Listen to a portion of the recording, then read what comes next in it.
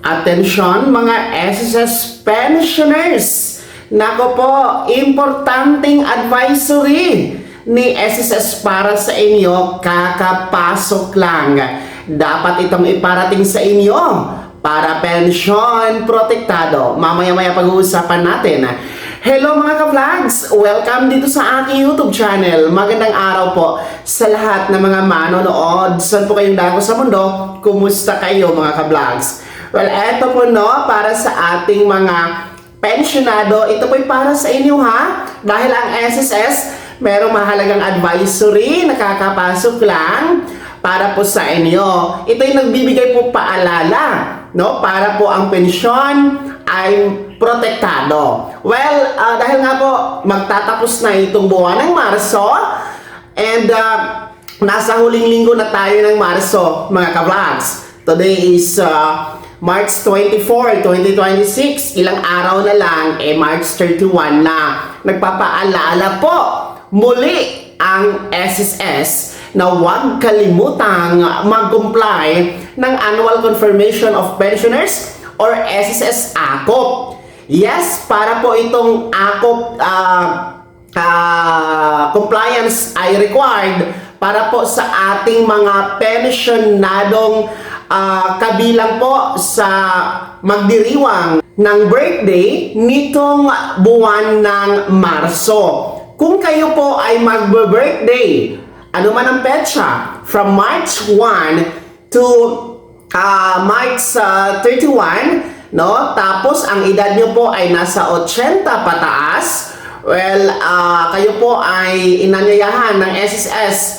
Nire-required kayo at pinaalalahanan na huwag kalimutan pong mag-comply ng Annual Confirmation of Pensioners or SSS AKOP. Deadline po, March 31, araw ng Martes. Pero ngayon pa lang, i-comply nyo na mga ka-vlog sa ayon kasi sa circular number 2023-013, kailangan talaga mag-comply ng AKOP every birth month ang mga 80 years old pataas. Yung mga mayroong edad na 80 pataas lang ang kailangan o required magpa-AKOP. So, ibig sabihin, hindi po kasama ang mga 79 years old pababa. No? Kasi ang dami pa rin pong nagtatanong kung kasali ba sila. Hindi pa naman nag-80. So, malinaw naman po yan. 80 ang edad lang po pataas, tapos every birth month, sila ang required na mag-comply ng AKOP ayon sa Circular 2023-013.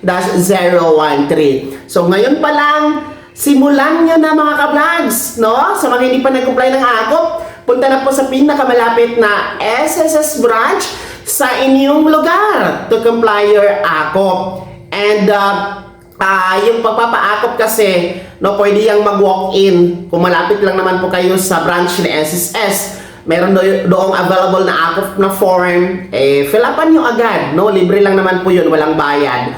Tapos yung mga bedridden, pwede po magpasuyo sa mga authorized representative nyo para pumunta sa SSS to comply your AKOP. Pwede po yun.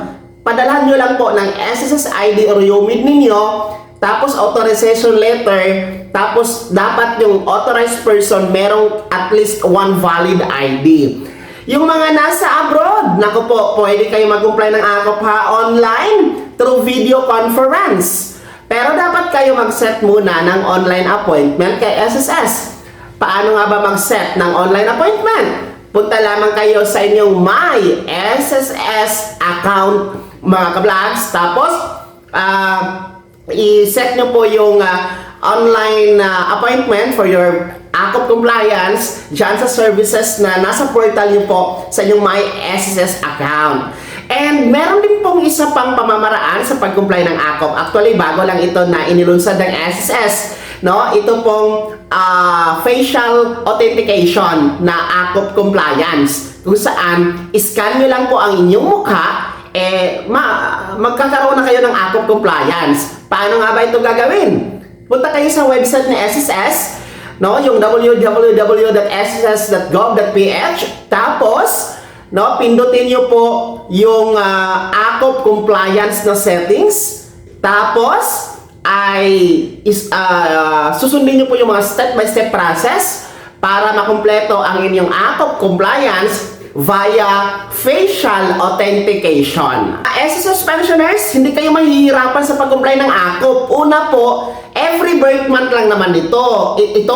So, ibig sabihin, once a year lang. Pangalawa, maraming option ang binigay ni SSS para kayo mag-comply ng AKOP. No? Una nga, walk-in. Pangalawa, video conference. Pangatlo, ay facial authentication. So, kayo na ang bahala mamili kung alin doon ang mas magaan at mas mabilis sa inyo, mga SSS pensioners. So, please comply your AKOP para hindi maputol ang inyong pensyon. Baka magtaka kayo na pagdating ng Abril or Mayo or Hunyo, wala kayong pensyon na matatanggap kasi nga naputulan kayo dahil pala hindi kayo nag-comply ng AKOP. Alalahanin ninyo, 3 buwan ang aantayin ninyo bago mabalik ang inyong pensyon kapag naputol ito dahil sa hindi pag-comply ng AKOP. At ang solusyon dyan, magpa-AKOP rin naman kayo, mga kablangs. Kaya, ganun po kahalaga talaga ang pagpapa-AKOP. Kaya huwag nyo pong kaligtaan.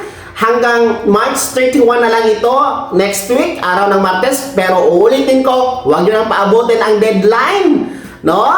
Dahil sakit natin yan mga Filipino.